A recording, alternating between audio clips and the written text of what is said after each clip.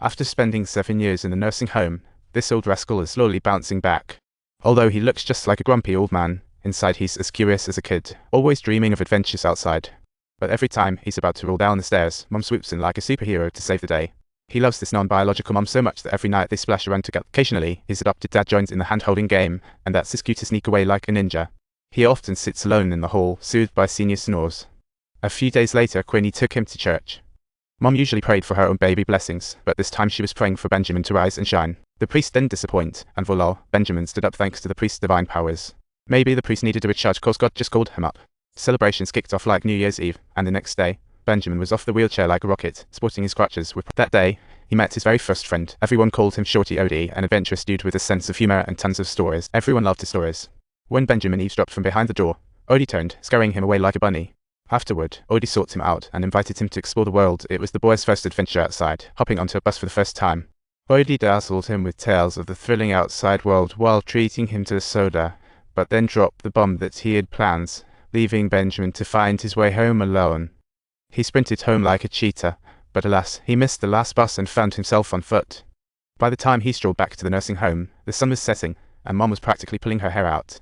While she bandaged his wounds, she also showered him with love, but ironically, it turned out to be Benjamin's happiest day. 3 years later, he swapped his dual crutches for one, rejuvenating, and found a guy spying on him outside the wall. Benjamin, blissfully clueless, chatted away with his old friend, and that's when he stumbled upon the little girl who had changed his. "Hey, this is my granddaughter Daisy." Her eyes sparkled like flawless sapphires, sealing her fate in Benjamin's memory. Perhaps it was the bond of youth. They became the best of buddies. And just then, Mom announced that God finally answered her prayers. She was pregnant, making everyone cheer for Quinny. But Benjamin's face fell instantly, as if something precious had been snatched away. At night, Grandma told stories to Daisy, while he unashamedly lingered nearby, shouting, "Read it again." No one could tell if he genuinely wanted to hear the stories or if he just adored listening to the girl tell them. In the dead of night, the girl tiptoed over to his bed and woke the sleeping Benjamin up for a little adventure.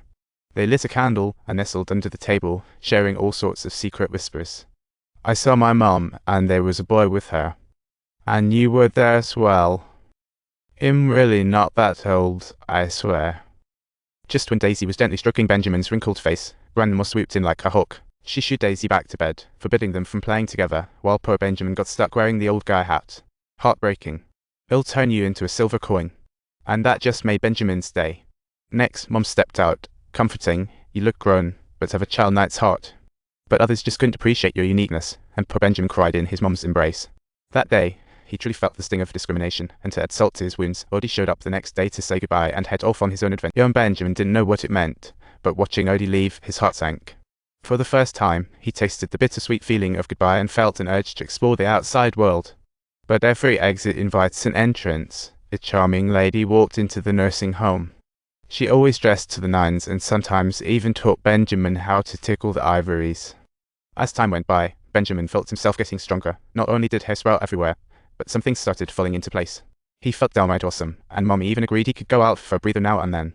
One day, a captain was recruiting sailors, but nobody wanted to come on board. Everyone was way too aware of his shady character. But not Benjamin. He bravely asked to join, and the captain didn't mind that he was an old-timer. Benjamin was over the moon.